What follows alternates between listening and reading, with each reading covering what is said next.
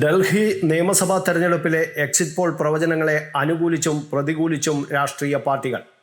പ്രവചനങ്ങളിൽ പ്രതീക്ഷ വെച്ച് ബി.ജെ.പിയും പാർട്ടികളുടെ പ്രകടനം പ്രതിഫലിക്കാത്ത എക്സിറ്റ് പോൾ പ്രവചനമെന്ന് ആം ആദ്മി പാർട്ടിയും പ്രതികരിച്ചു. ആം ആദ്മി പാർട്ടി മികച്ച പ്രകടനമാണ് കാഴ്ചവെച്ചതെന്നും മികച്ച ഭൂരിപക്ഷത്തിൽ വിജയിക്കുമെന്നും പാർട്ടി ആത്മവിശ്വാസം പ്രകടിപ്പിച്ചു. എക്സിറ്റ് പോൾ പ്രവചനങ്ങൾ കോൺഗ്രസിന് ആശ്വാസത്തിന് വക നൽകിയില്ല. പ്രവചനങ്ങളിൽ വിശ്വാസമില്ലെന്ന് AICC general secretary KC Venugopal MP പ്രതികരിച്ചു. ശനിയാഴ്ചയാണ് ഡൽഹിയിലെ വോട്ടെണ്ണൽ. ഡൽഹി തെരഞ്ഞെടുപ്പുമായി ബന്ധപ്പെട്ട എക്സിറ്റ് പോൾ ഫലങ്ങൾ പുറത്തുവന്നപ്പോൾ BJPക്കാണ് മുൻതൂക്കം. 7-ൽ 6 സർവേകളും വിജയം പ്രവചിച്ചത് BJPക്കാണ്. മാട്രിക്സ് സർവേ മാത്രമാണ് ഡൽഹിയിൽ ആം ആദ്മി പാർട്ടിക്ക് അല്പമെങ്കിലും സാധ്യത പ്രവചിച്ചത്. 70 സീറ്റുകളുള്ള ഡൽഹിയിൽ ആം ആദ്മി പാർട്ടി 37 സീറ്റുകൾ നേടിയേക്കുമെന്നാണ് അതിൻ്റെ പ്രവചനം.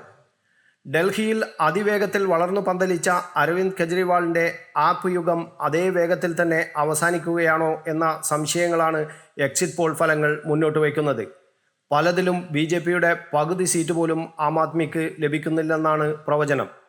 കോൺഗ്രസിന് നിർണായകമായ യാതൊരു സ്വാധീനവും തെരഞ്ഞെടുപ്പ് ഫലത്തിൽ ചെലുത്താനാകില്ലെന്നും സർവേ ഫലങ്ങൾ പറയുന്നു. പീപ്പിൾസ് പൾസ് സർവേ BJPക്ക് 51 മുതൽ 60 സീറ്റുകൾ വരെ പ്രവചിക്കുമ്പോൾ AAPക്ക് ലഭിക്കുമെന്ന് കരുതുന്നത് 10 മുതൽ 19 സീറ്റുകൾ വരെ മാത്രമാണ്. കോൺഗ്രസ് സംപൂജ്യരാകുമെന്നാണ് പ്രവചനം. മാർക്ക് AAPക്ക് 21 മുതൽ 31 സീറ്റുകളും കോൺഗ്രസിന് 0 മുതൽ 1 സീറ്റ് മാത്രവും BJPക്ക് 39 മുതൽ 49 സീറ്റുകളും പ്രവചിക്കുന്നു.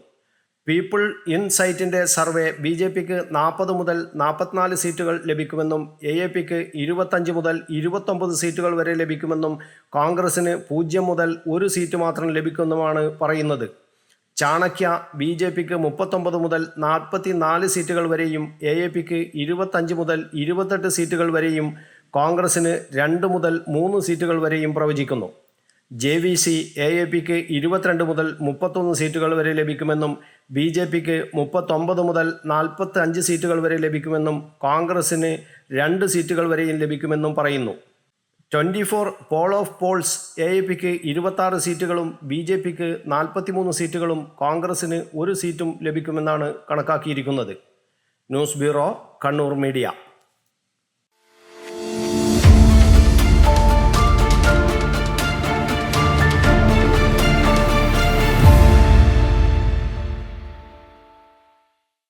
ശരി, പറയും എന്താ ഇങ്ങനെ പ്ലാൻ? കിച്ചൺ വർക്സും ഇന്റീരിയർ വർക്സും നമുക്ക് നല്ലൊരു ടീമിനെ ഏൽപ്പിക്കണം. പിന്നെ ഫർണിച്ചർ സുനിതയിൽ എടുക്കാം.